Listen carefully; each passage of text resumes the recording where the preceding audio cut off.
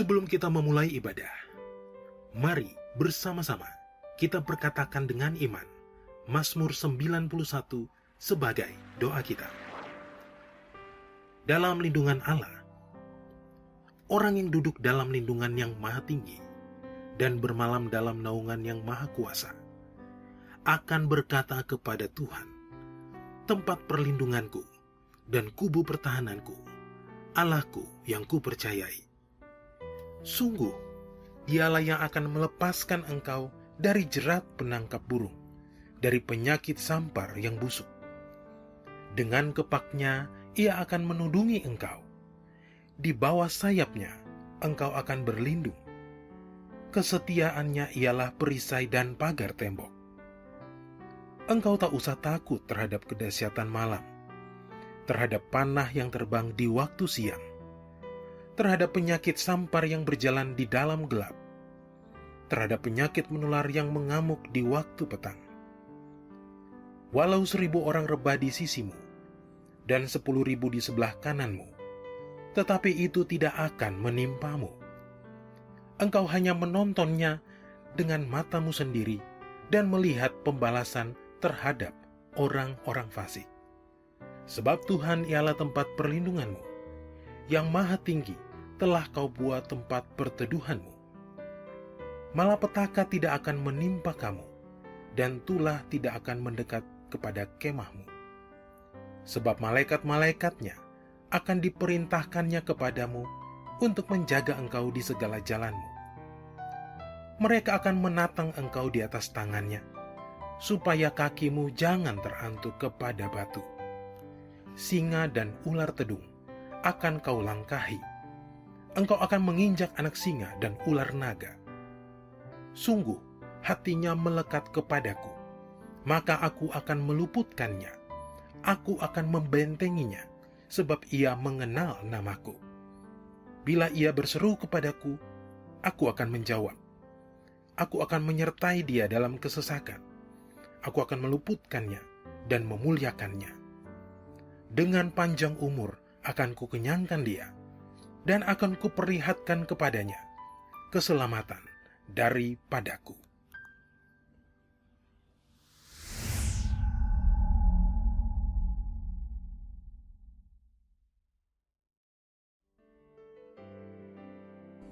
Mari, secara bersama-sama kita deklarasikan Pentakosta ketiga.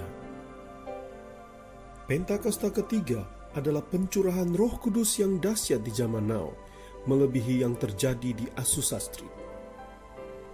Pentakosta ketiga akan mengakibatkan penuaian jiwa yang terbesar dan terakhir sebelum Tuhan Yesus datang kembali.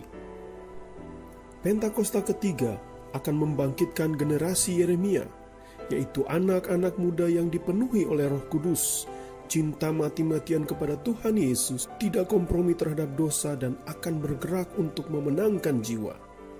Pentakosta ketiga lahir di Indonesia yang bergerak ke bangsa-bangsa.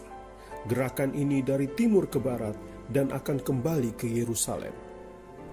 Pentakosta ketiga akan memberikan kuasa untuk menyelesaikan amanat agung, dan setelah itu Tuhan Yesus datang kembali.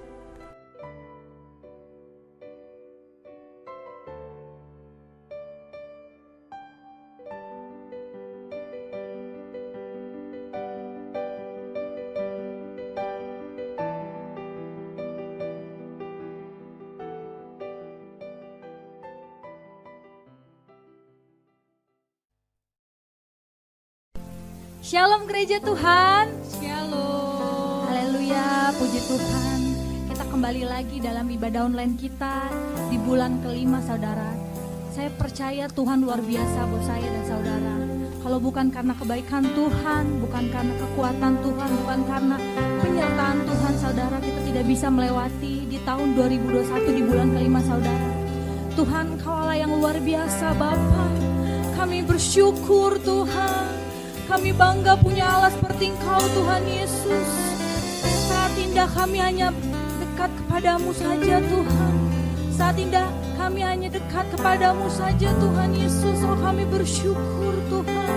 Kami mau mengagungkan namamu di pagi hari ini, Tuhan Yesus. Mari kita sebelum beribadah, kita satukan hati saudara kita berdoa. Terima kasih Tuhan Yesus, terima kasih Bapa yang baik. Kami bersyukur Tuhan. Di pagi hari ini kami boleh mengikuti ibadah online kami Tuhan. Walaupun kami masih beribadah online Tuhan, kami masih berjaga jarak dengan saudara-saudara kami yang seiman Tuhan. Tapi kami tidak mau menjaga jarak hubungan kami dengan Kau Tuhan. Biarlah tetap hubungan kami dekat hanya kepada Engkau saja Tuhan. Biarlah Tuhan kami semakin intim Tuhan, semakin mendengarkan suara-Mu Tuhan. Tuhan, datanglah Tuhan dalam ibadah online kami Tuhan Yesus. Hamba percaya Tuhan, hadirat-Mu ada Tuhan Yesus. Oh terima kasih Tuhan Yesus. Oh haleluya, terima kasih Bapa. Kau Allah yang luar biasa. Oh haleluya Tuhan. Terima kasih Tuhan. Biarlah hadirat-Mu Tuhan ada di dalam rumah demi rumah, ada di dalam pribadi kami Tuhan. Kami mau dilawat, kami mau Tuhan merasakan lawatan-Mu Bapa. Terima kasih Tuhan Yesus. Terima kasih Bapa. Kau Allah yang luar biasa Tuhan. Mari kita nyanyikan pujian kita, Saat Indah Saudara. Terima kasih Tuhan Yesus. Saat indah ku berhadapan denganmu, memandang wajah-Mu, Yesus kekasih jiwaku. Yesus bawa daku, bawa daku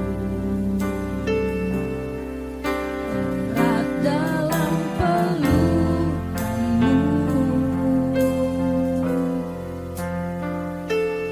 menikmati kasih dan indahnya hadirat-Mu.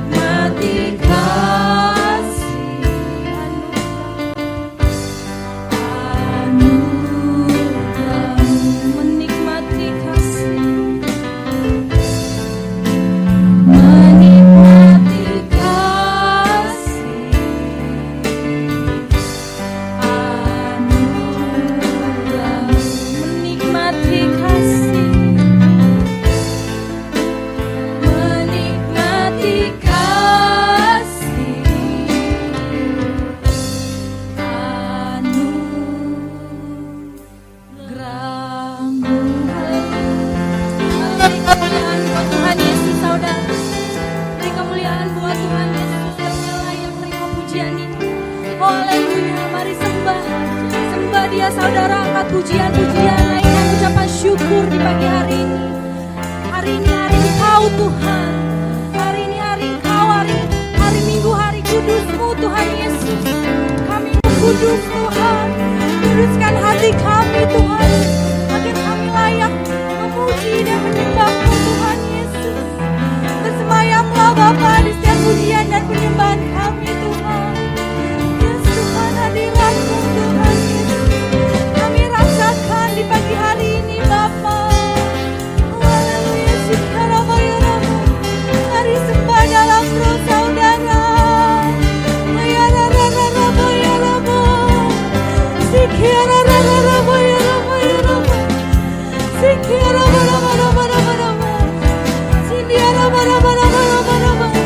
Jangan diam saudara, ini waktu Tuhan. Ini waktu Tuhan. Mari muliakan Dia, agungkan Dia saudara di pagi hari ini. Oh ya la la la la la la la la la la la.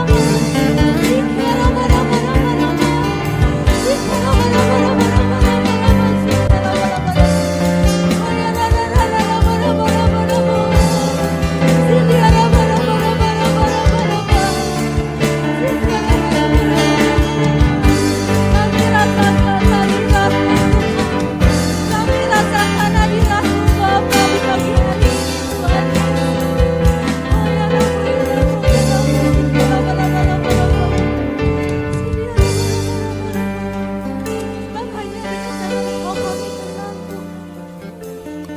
Hanya dengan bersama-Mu kami sanggup melewati Tuhan. Hari demi hari Tuhan Yesus.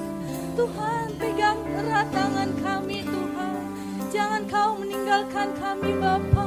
Apapun masalah yang kami hadapi Tuhan, apapun rintangan persoalan hidup kami percaya Engkau Allah yang luar biasa. Engkau Allah yang kudus, kudus nama-Mu Tuhan. Oh haleluya, haleluya. Sindiarabarabarabarabar. Sindiarabarabarabarabar. Jangan diam saudara, mari sembah dalam bahasa roh.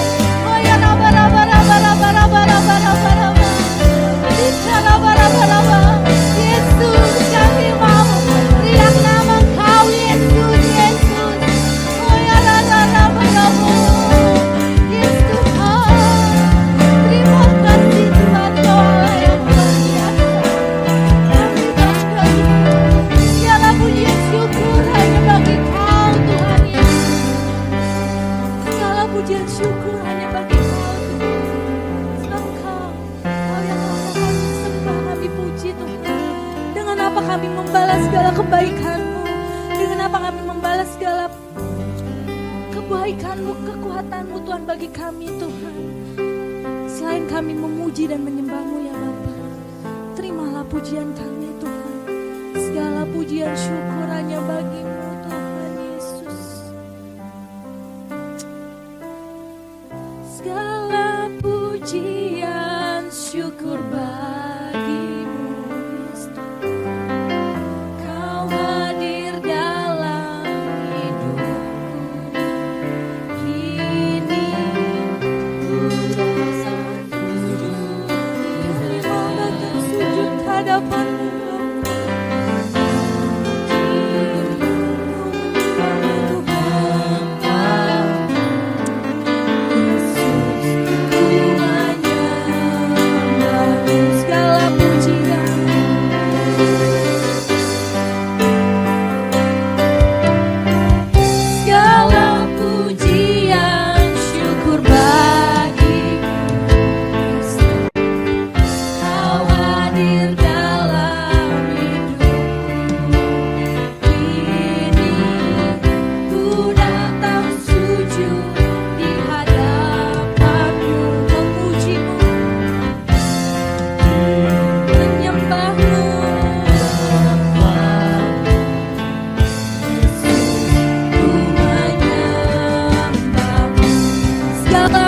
Syukur, haleluya.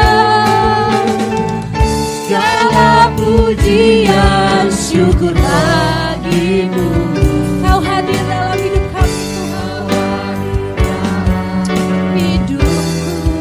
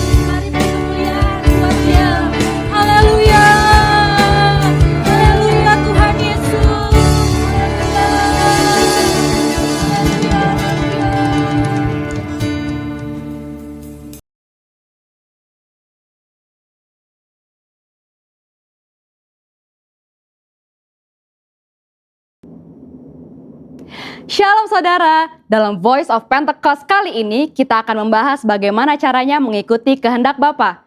Apakah saudara pernah merasa sudah berbuat baik, melakukan ini dan itu, bahkan mengorbankan banyak hal, namun sepertinya permohonan kita tidak dijawab atau tidak sesuai dengan harapan kita? Matius 26 menceritakan tentang Yesus yang menghadapi waktu-waktu terakhir sebelum penangkapan di Taman Getsemani. Yesus takut dan ia berdoa 3 kali, supaya cawan atau hal yang akan dilewatinya untuk berlalu. Namun Yesus tetap berserah, biar kehendak Bapa lah yang jadi. Seringkali kita berdoa dan meminta supaya doa kita dijawab. Namun sebenarnya kita sudah memiliki atau mengharapkan jawaban sesuai keinginan kita sendiri, bukannya merindukan jawaban yang daripada Bapa. Sikap Yesus pada peristiwa tadi menunjukkan betapa ia dihadapkan dengan keadaan yang sulit, tapi Yesus memilih untuk berdoa dan meminta supaya kehendak Bapa yang jadi. Doa Bapa kami diajarkan oleh Tuhan Yesus kepada murid-muridnya, di mana salah satu bagiannya merupakan sebuah permintaan. Jadilah kehendakmu di bumi seperti di surga. Doa ini mengajarkan untuk kita hidup berserah dan percaya sepenuhnya kepada Bapa. Sekarang kita akan mengetahui maksud dari hidup yang mengikuti kehendak Bapa. Yang pertama, kesadaran untuk menempatkan kehendak Bapa jauh di atas kehendak pribadi kita. Kita adalah orang yang sudah ditebus dengan harga yang mahal dan lunas dibayar oleh darah Kristus. Di Roma 6 ayat 22 juga disebutkan, kita telah dimerdekakan dari dosa dan menjadi hamba Allah. Kehidupan kita bukanlah milik kita sendiri, tetapi milik Bapa. Sudah sepatutnya kita mengikuti kehendak Bapa. Yesus menyampaikan permohonan kepada Bapa di surga. Namun Yesus juga dengan tegas menyatakan, tetapi janganlah seperti yang ku kehendaki, melainkan seperti yang engkau kehendaki.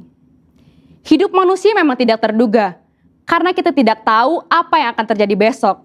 Maka dalam Yakobus 4 ayat 15 dikatakan, sebenarnya kamu harus berkata, jika Tuhan menghendakinya, kami akan hidup dan berbuat ini dan itu. Yang kedua, memahami dan menerima konsekuensi dari penyerahan diri terhadap kehendak Bapa. Kembali ke peristiwa yang dialami Yesus di Taman Getsemani. Setelah berdoa dan menyatakan, jadilah kehendakmu, yang terjadi adalah penangkapan, penyiksaan, dan penyalipan. Tetapi Yesus tetap taat dan menjalankan kehendak Bapa tersebut dengan tulus hati. Rasul Paulus menjelaskan lebih lanjut dalam Filipi 2 ayat 7-8. Yesus merendahkan dirinya untuk melakukan kehendak Bapa.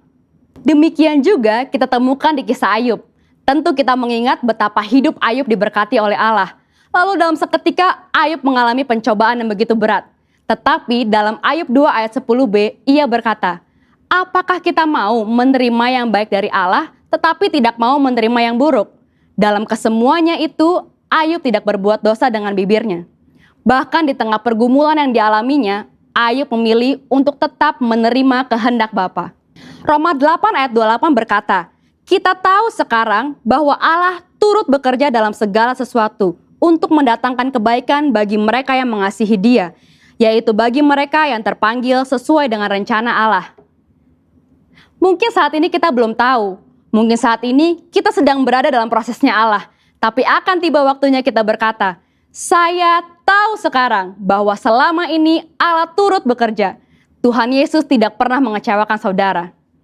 Mungkin tidak mudah, tapi mari sama-sama kita berjuang untuk menjadi pribadi yang mengikuti kehendak Bapa dengan menyadari hidup kita adalah kepunyaan Bapa, taat dan penuh ketulusan. Nah, untuk saudara sekalian, saya ingin mengajak saudara untuk berdoa Bapa kami. Mari kita berdoa. Bapa kami yang di surga, dikuduskanlah namamu, datanglah kerajaanmu, jadilah kehendakmu, di bumi seperti di surga. Berikanlah kami pada hari ini makanan kami yang secukupnya, dan ampunilah kami akan kesalahan kami, seperti kami juga mengampuni orang yang bersalah kepada kami. Dan janganlah membawa kami ke dalam pencobaan, tetapi lepaskanlah kami daripada yang jahat. Karena Engkaulah yang mempunyai kerajaan dan kuasa dan kemuliaan sampai selama-lamanya. Amin. Untuk penjelasan lebih lanjut dari tim teologi kami, silakan klik link yang ada di atas atau scan QR Code yang tersedia. Salam integritas, Tuhan Yesus memberkati.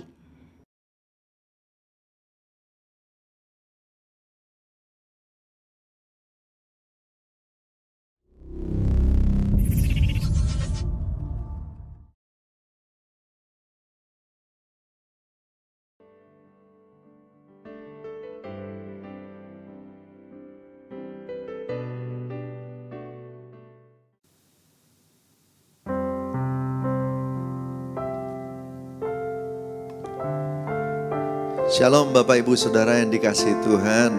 Kembali bersama-sama kita semua beribadah. Puji Tuhan ya. Tuhan sudah bimbing kita masuk di bulan Mei, bulan kelima. Luar biasa, anugerah Tuhan besar.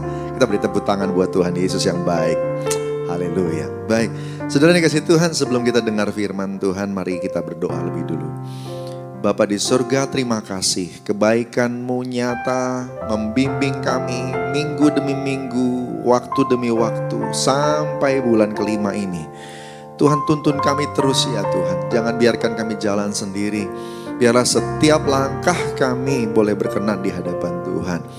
Hari-hari ini kami makin dekat dengan kedatangan Tuhan yang kedua. Biarlah setiap kami mempersiapkan hidup yang berkenan di hadapan Tuhan, sehingga walaupun kami berhadapan dengan perkara-perkara dunia yang ada di sekitar, pikiran kami tetap memikirkan perkara-perkara yang di sorga. Urapi kami semua Tuhan, urapi hamba-Mu yang menyampaikan firman, dan biarlah semua kami diberkati. Dalam nama Tuhan Yesus, bungkus kami dengan darah Yesus.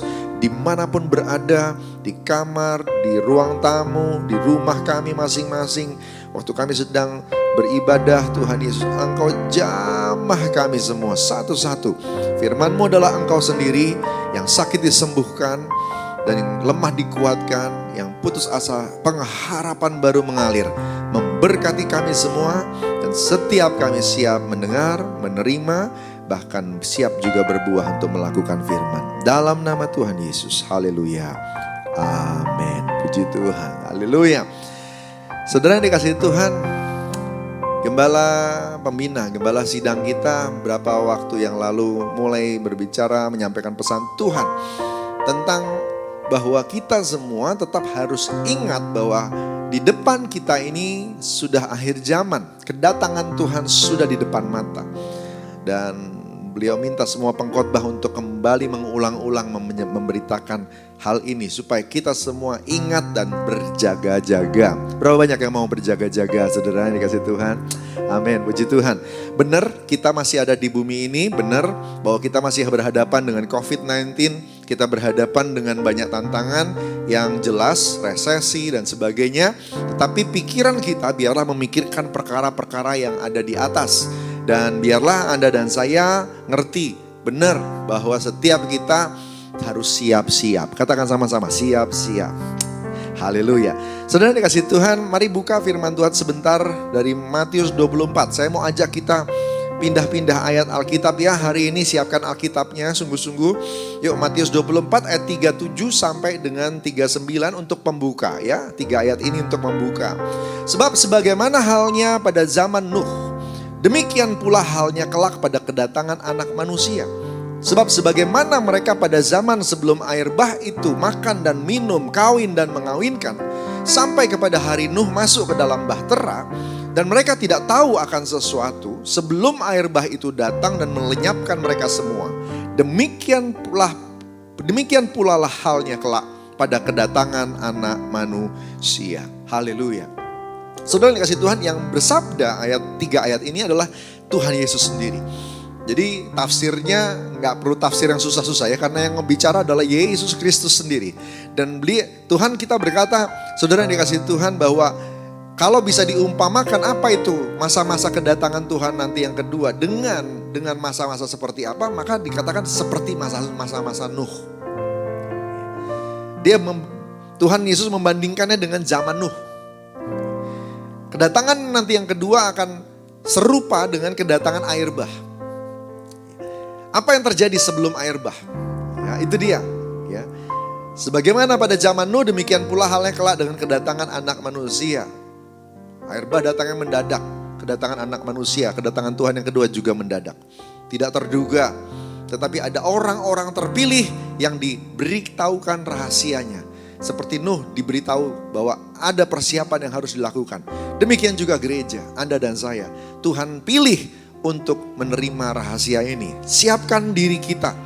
Ya. Banyak orang di luar sana pada zaman Nuh yang ignorant, yang cuek, yang gak mikirin hal seperti ini. Ya apa yang mereka pikirkan? Mereka cuma memikirkan makan dan minum, kawin dan mengawinkan. Apakah itu salah? makan minumnya sih enggak salah. Kawin dan mengawinkan, enggak salah. Tetapi kalau saya baca teks Yunaninya, dan juga saya trace back kembali, melihat kembali konteks dari ayat ini diucapkan di zaman apa. Kata-kata soal makan dan minum, kawin dan mengawinkan adalah terminologi atau ucapan yang biasa diucapkan oleh orang-orang yang berada di zamannya Tuhan Yesus. Yang hendak mengatakan bahwa mereka sudah sampai dalam satu sesi kehidupan dan udah gak ada lagi yang bisa dikejar, hanya tinggal kawin, mawin, makan, minum. Jadi waktu Tuhan Yesus kutip kalimat ini, sebenarnya saudara dikasih Tuhan sedang menceritakan tentang manusia-manusia yang fokus hidupnya sudah gak mikirin lagi yang lain, cuma tinggal makan, minum, kawin, mengawinkan. Di akhir zaman akan banyak orang seperti ini. Fokus hidupnya sudah bukan mikirin soal hidup kekal, surga, enggak. Tetapi hidup yang di bumi ini saja. Pokoknya cari makan, cari minum. Kerja buat apa? Makan, minum. Ya. Padahal kita makan dan minum hanya untuk supaya hidup. Bukan tujuan. Kawin dan mengawinkan. Kalau kawin dan mengawinkannya saja, apalagi kalau semuanya legal, nggak ada masalah. Tetapi jelas teks ini sedang mengarah kepada bicara tentang orang yang hidup dalam pernikahan yang tidak kudus, hidup yang bebas, seks yang bebas, LGBTQ dan sebagainya. Saudara dikasih Tuhan, masa-masa itu ada di zaman Nuh. Dan Tuhan Yesus bilang, masa-masa itu akan terulang kembali menjelang kedatangan Tuhan yang kedua. Dan kalau kita mau buka mata, buka telinga, hari-hari ini kita sudah sampai di masa itu. Kita sudah sampai di masa di mana banyak orang hidup hanya untuk makan dan minum saja. Banyak orang hidup hanya untuk kawin dan mengawinkan saja. Dan bahkan mereka sudah tidak mikirin soal keluarga yang legal, yang dalam berkat Tuhan, tetapi hidup bebas. Kita sudah sampai di masa itu. Nah, untuk itu mari siap-siap. Katakan sama-sama, siap-siap. Saudara kasih Tuhan, kenapa Nuh diselamatkan sama Tuhan? Apa yang Nuh miliki sampai Tuhan jatuh hati sama Nuh dan kemudian mengatakan kamu akan diselamatkan, kamu dipisahkan. Kualitas Nuh itu dipandang sama Tuhan outstanding, lebih daripada yang lain. Ini tertulis di Kejadian 7 ayat 1 ya. Dipandang Tuhan Allah Bapa berkata, tetapi engkau siapkan dirimu dan keluargamu karena engkau akan diselamatkan. Itu Kejadian 7 ayat 1. Jadi Nuh punya suatu kualitas yang dipandang beda. Dipandang berbeda oleh Allah. Apa yang bikin dia beda? Ya. Bahkan di kitab Yehezkiel, Nabi Yehezkiel pun mengulang lagi. Di Yehezkiel 14 ayat 14. Nabi Yehezkiel lagi cerita bahwa Tuhan lagi menghukum Israel dan nanti dalam hukuman itu tidak ada yang luput. Dan dikatakan ada, biarpun di tengah-tengahmu berada 3 orang yang dengan kualitas yang luar biasa, Nuh, Daniel dan Ayub, mereka hanya menyelamatkan nyawanya sendiri karena kebenaran mereka. Nuh selamat dari air bah, Daniel selamat dari gua singa, Ayub selamat dari pencobaan iblis. Tapi mereka tidak bisa nolong orang-orang di sekitarnya, hanya bisa selamat untuk dirinya sendiri karena punya kualitas. Mereka sendiri yang punya kualitas luar biasa. Dan kalau salah satu dari 3 tokoh ini dikutip sama Tuhan Yesus sebagai tokoh yang harus kita teladani, perlu dipelajari, itu bukan kebetulan. Tuhan mau supaya Anda dan saya siap-siap seperti Nuh siap-siap. Yang setuju sama saya katakan amin. Saudara, saya berdoa lewat firman ini kita semua mulai belajar memiliki suatu kualitas, kalau saya boleh sebut begini, kualitas Nuh akhir zaman. Ya, kualitas Nuh akhir zaman. Haleluya, saudara kasih Tuhan. Kita buka ini ayat perenungan kita. Ibrani 11 ayat 7. Di sini kita mulai banyak merenung ya. Ibrani 11 ayat 7. Jadi di tengah-tengah pergumulan kita menghadapi COVID-19, menghadapi resesi dan sebagainya, jangan lupa untuk siap-siap memperhatikan hidup kita supaya bisa masuk dalam keselamatan yang utuh, yang sempurna. Kita sudah menerima keselamatan, untuk semua masa lalu kita diberesin di depan Tuhan, tetapi kita masih harus berjuang mempertahankannya sampai akhir. Saudara yang dikasihi Tuhan, Ibrani 11 ayat 7 bilang begini, karena iman maka Nuh dengan petunjuk Allah tentang sesuatu yang belum kelihatan, dengan taat mempersiapkan bahtera untuk menyelamatkan keluarganya. Dan karena iman itu ia menghukum dunia dan ia ditentukan untuk menerima kebenaran sesuai dengan imannya. Nomor 1, Ibrani 11, kita semua harus punya iman untuk bisa melihat Allah. Ya. Saudara kasih Tuhan, iman timbul dari pendengaran akan rema, akan firman yang diurapi. Ya, timbul dari pendengaran akan rema. Jadi mesti banyak baca Alkitab sampai ketemu rema tiap hari, dan itu iman itu akan mulai dibangkitkan. Kalau iman itu jadi satu hal yang penting, bukan berarti iman itu lalu mudah untuk terus ada di situ. Iman itu akan diuji. Iman itu akan digoyahkan lewat ujian. Makanya dia gak bisa begitu dia muncul lalu dibiarkan dia begitu saja. Nggak, begitu engkau punya iman, imanmu harus dibangun. Imanmu harus kuat. Supaya jadi kuat, maka kita diuji lewat tantangan, lewat masalah. Bagaimana kita menghadapinya. Jadi kuat. Katakan sama-sama, jadi kuat. Pegang dada masing-masing, katakan harus jadi kuat. Saudara kasih Tuhan, jadi kuat. Iman kita harus kuat. Harus kuat. Bukan cuma ada, puji Tuhan kalau ada. Tapi ada aja gak cukup. Tambahkan di atas iman itu sesuatu. 2 Petrus 1 mengatakan harus ada hal-hal yang ditambahkan di atas iman. Kesungguhan, ketekunan, kasih, dan seterusnya. Ya, kalau engkau sungguh-sungguh, maka engkau akan menerima upahnya. Saudara dikasih Tuhan, iman bukan cuma soal percaya, tetapi mempercayakan. Bagaimana hidup kita letakkan di tangan Tuhan. Saya setuju, otak dipakai untuk mikir, energi, kekuatan dipakai untuk kerja, saya setuju. Dan saya rindu semua jemaat begitu. Orang Kristen harusnya kayak begitu. Ya, gak cuma diem aja terhadap masalah, tantangan, lalu kemudian gak bikin apa-apa. Enggak, engkau harus berusaha. Tetapi dengan mentalitas percaya pada Tuhan. Sehingga semua yang engkau kerjakan nanti tetap kita ngerti itu bukan hasil usaha kita. Kalau berhasil, kalaupun gagal, kita tahu Tuhan yang mengizinkan. Karena semua sudah diatur. Tapi kita berusaha. Itu iman. Ya, iman. Seperti doa Tuhan Yesus. Biarlah cawan ini berlalu daripadaku, tapi jangan kehendakku, jadilah kehendakmu. Gitu dia. Saudara kasih Tuhan ya. Saudara kasih Tuhan, kita percaya, mempercayakan semua hidup kita dalam tangan Tuhan. Oleh karena itu memang harus banyak baca Alkitab dan hidup dalam firman.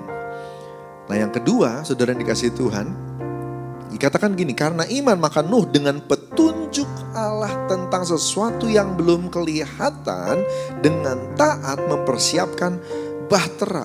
Jadi Nuh punya kualitas yang pertama, dia orang beriman. Yang kedua, dia hidupnya itu dalam petunjuk Allah. Dia punya hidup ya, yang percaya pada Tuhan, lalu kemudian dia nunggu Tuhan tuntun dia dan dia jalan ngikutin tuntunan itu. Di Kejadian 6 dibilang begini, semua yang diperintahkan Tuhan dilakukan persis seperti yang disuruh. Presisi, wow, excellence. Nuh adalah contoh orang yang presisi. Kalau dia melakukan sesuatu, tuntunan itu detail. Gaya hidupnya intim, erat, bergaul sama Tuhan. Karena kalau nggak intim gimana mau dengar suara Tuhan? Ya, saya nggak masalah sama kita menikmati apa yang ada. Mau jalan-jalan, mau menikmati hidup, mau nonton TV, Ya, nggak ada masalah saudara. Tapi yang jadi masalah adalah kalau mata kita hanya tertuju di situ. Itu cuma selingan sebenarnya harusnya. Yang utama adalah mata kita harusnya tertuju pada Tuhan. Telinga kita mendengar suara Tuhan. Hidup kita diatur oleh Tuhan. Galatia 5 bilang, harusnya engkau jadi orang yang memberi diri dipimpin oleh Roh Kudus. Jadi kalau Nuh dipimpin oleh Tuhan sendiri untuk membangun bahtera, Anda dan saya dipimpin oleh Roh Allah, yaitu Roh Kudus, untuk membangun bahtera kehidupan kita hari ini. Dimulai dari baptisan Roh, penuh Roh Kudus, karunia Roh mengalir. Tapi habis itu nggak cukup selesai sampai di situ. Tiap hari Roh Kudus memimpin kita. Lagi ngambil keputusan. Pagi-pagi dimulai dengan berdoa, baca Alkitab. Waktu kita menjalani hari, kita mengambil keputusan, kita dituntun sama Tuhan. Banyak nanya sama Tuhan, banyak percaya sama Dia. Kalau Dia sudah atur, saudara yang dikasih Tuhan, kalau itu yang jadi langkah kita, maka kita semua akan lihat hidup kita pasti berhasil. Karena firman Tuhan berjanji, kalau engkau merenungkan firman Tuhan siang dan malam, maka apapun yang kau lakukan pasti berhasil. Amin, saudara. Haleluya. Berapa banyak yang mau hidup dituntun oleh Tuhan. Puji Tuhan. Ajarku mengerti segala rencanamu. Ajarku berserah hanya padamu.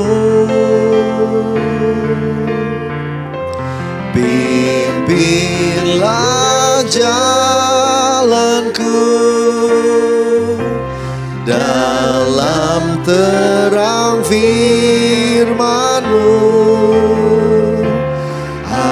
Ajarku berharap hanya padamu. Amin, saudara. Bangun kehidupan itu. Yang ketiga, bangun hidup yang penuh dengan keselamatan yang utuh.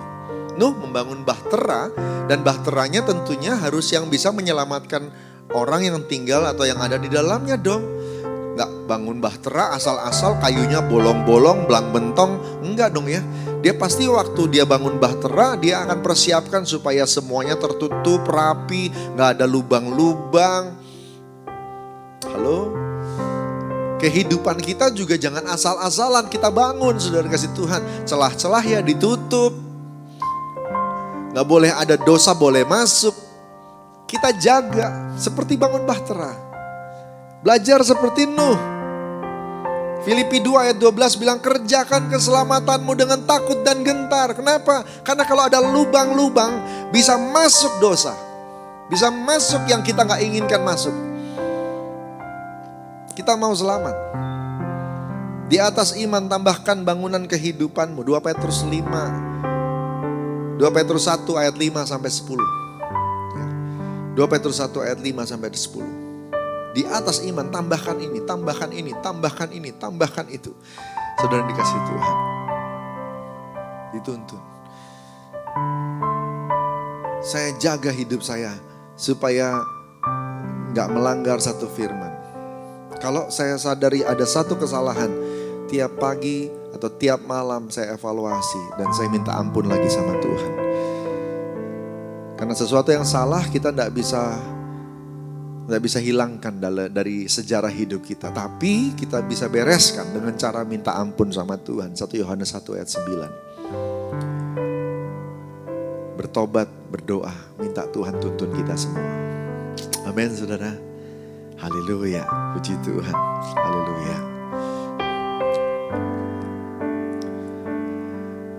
Bapakku datang dan berserah, ku nyatakan Kau yang berkuasa dalam gelap, Kau setia, Kau cahaya hidupku.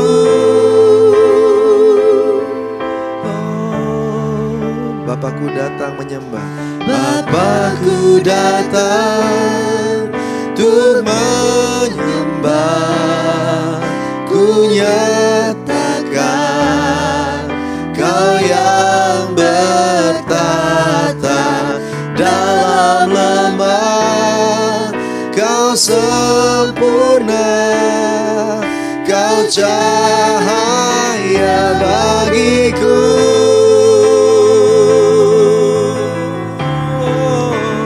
Kau kuatkan aku bertahan. Kau harapan dalam kesesakan. Kau buktikan kesetiaan-Mu Tuhan. Engkau Allah Immanuel. Kau kuatkan aku bertahan. Kau harapan dalam kesesakan. Kau buktikan kesetiaan-Mu Tuhan. Engkau Allah Immanuel. Engkau Allah Immanuel. Engkau Allah Immanuel. Kita berikan tepuk tangan buat Tuhan kita. Haleluya. Yang terakhir, saudara dikasih Tuhan, kualitas Nuh. Yang pertama, dia punya iman yang kuat. Lalu dari iman itu dia dengar suara Tuhan dan hidup dalam pimpinan Tuhan. Dan lewat pimpinan Tuhan itu yang ketiga, dia bangun hidup yang utuh. Seperti bahtera, gak ada lubang-lubangnya, gak bolong-bolong. Tuhan pimpin dia dan dia ikutin semua detailnya, persis seperti yang diperintahkan. Yang terakhir, saudara, dia gak lupa bahwa bukan cuma dia yang perlu diselamatkan. Wow. Ingat ini, bukan cuma Anda atau saya yang perlu diselamatkan. Dia ajak yang lain supaya bisa diselamatkan sama-sama. 2 Petrus 2 ayat 5 bilang begini, dan jikalau Allah tidak menyayangkan dunia purba, tetapi hanya menyelamatkan Nuh pemberita kebenaran itu dengan 7 orang lain, ketika ia mendatangkan air bah atas dunia orang-orang yang fasik. Nuh disebut oleh perjanjian baru, oleh Rasul Petrus sebagai pemberita kebenaran. Dia nginjil. Kalau menurut para ahli Alkitab sekitar 100 tahun dia membangun bahtera. Berarti sekitar 100 tahun itu dia menginjil. Walaupun yang dimenangkan cuma 7 orang. Istrinya, anaknya 3 sama mantunya 3. Itu hasil penginjilannya. Tapi itu semua yang dia selamatkan, yang dia tolong, dia beritakan kebenaran. Sehingga walaupun dunia ngejek dia bangun bahtera di atas gunung, tapi 7 orang itu tetap percaya, kuat sampai waktunya tiba. Sampaikan kebenaran kepada orang di sekitar kita. Sebuah institusi Kristen mengatakan bahwa penginjilan yang paling efektif itu kalau dilakukan kepada keluarga keberhasilannya 30%. Dan kalau dilakukan kepada kerabat itu keberhasilannya 50%. Jadi Hagai Institut Kristen ini menganjurkan bahwa penginjilan itu difokuskan kepada keluarga dan kerabat. Maka kalau dilakukan benar-benar ini keberhasilannya bisa 80%. Jadi dari keluarga ke keluarga, kerabat ke kerabat gitu. Ya, nggak salah sih. Kita menginjili orang yang kita gak kenal, yang gak ada hubungan sama kita, gak salah. Tapi yang efektif itu yang kerabat sama keluarga. Fokus ke situ. Coba orang di sekitar kita, yang satu rumah sama kita, yang satu ikatan darah dengan kita. Coba dekati, coba ngomongin, kasih tahu. Supaya jangan hanya kita yang selamat. Jangan hanya kita saja yang bisa diselamatkan sama Tuhan. Mereka ajak juga. Nuh menginjil dan memuridkan istri, 3 anak dan 3 menantu. Sampai akhir dia bisa lakukan semuanya. Gak usah banyak-banyak, tetapi coba lakukan one by one, satu demi satu, sampai semua yang bisa Tuhan percayakan engkau lakukan. Saudara ini kasih Tuhan, 1 jiwa diselamatkan, 1 sorga bersorak-sorai. Lakukan bagian kita, bukan cuma kita yang harus diselamatkan, selesaikan amanat agung. Ya, bukan cuma sampaikan pesan, tapi bagaimana caranya orang itu bisa masuk dalam kerajaan Allah dan dimuridkan, jadi murid Kristus juga. Yang punya kualitas seperti kamu punya kualitas, mereka juga punya kualitas seperti Nuh yang bisa diselamatkan. Nuh akhir zaman yang nanti bisa diselamatkan oleh Tuhan. Berapa banyak yang mau, saudara? Saudara, Tuhan lagi tunggu ini. Saudara rindu Tuhan datang? Saudara rindu Tuhan datang? Kalau saudara rindu Tuhan datang, saudara selesaikan amanat agung. Benar, Tuhan lagi nunggu ini. 1 Petrus 3 ayat 20. Yaitu kepada roh-roh mereka yang dahulu pada waktu Nuh tidak taat kepada Allah. Ketika Allah tetap menanti dengan sabar waktu Nuh sedang mempersiapkan bahteranya, di mana hanya sedikit dari yaitu 8 orang yang diselamatkan oleh air bah itu. Kata Tuhan Yesus, zaman akhir zaman itu seperti zaman Nuh. Bukan cuma di bumi, di sorga juga seperti zaman Nuh. Pada zaman Nuh, Allah sabar nunggu Nuh selesai. Zaman sekarang ini, Tuhan juga lagi sabar nunggu kita selesai. Biarkan dirimu dipakai sama Tuhan. Sambil beresin hidup kita, pikirkan perkara yang di sorga, sampaikan kabar baik ini, selesaikan amanat agung. Biar semua orang di sekitar kita bisa diselamatkan. Amin, saudara. Ayo siapkan hati kita sama-sama. Bagimu Tuhan seluruh hidupku, pakailah Tuhan bagi kemuliaan-Mu.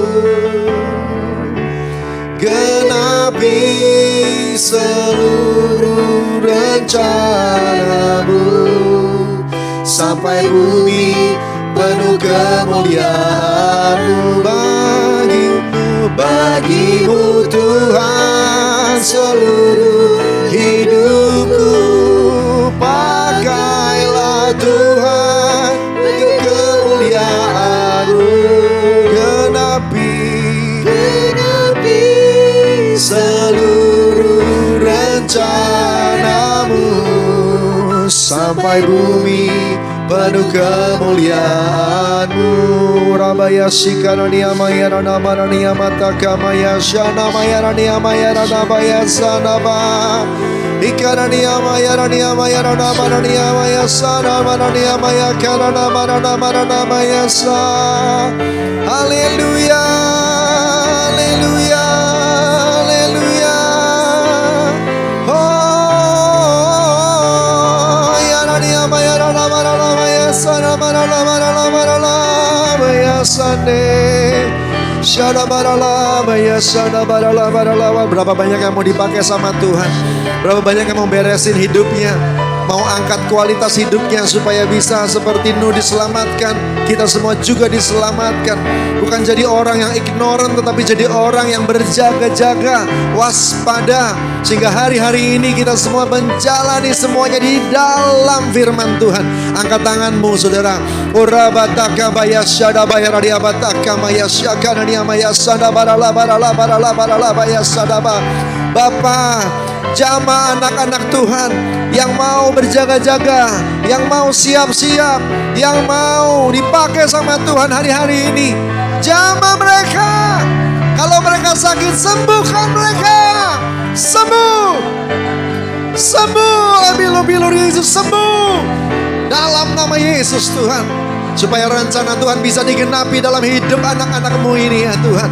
Jamah mereka, berkati hidup mereka Tuhan. Kalau ada godaan, kalau ada ujian-ujian, buat mereka keluar sebagai pemenang, lulus dalam segala ujian. Tidak keluar dari koridor firman. Mereka rajin baca Alkitab supaya mereka mereka ngerti, mereka tahu apa yang harus mereka jaga. Tuhan urapi, Roh Kudus urapi, Roh Kudus tuntun semuanya. Dalam nama Yesus, dalam nama Yesus. Urapan Tuhan turun, Roh Allah yang hidup turun saat ini menjamah semua. Supaya setiap kami tidak tinggal diam, tetapi mulai bergerak lebih lagi menyelesaikan amanat agung. Mulai dari keluarga-keluarga, mulai dari kerabat-kerabat kami.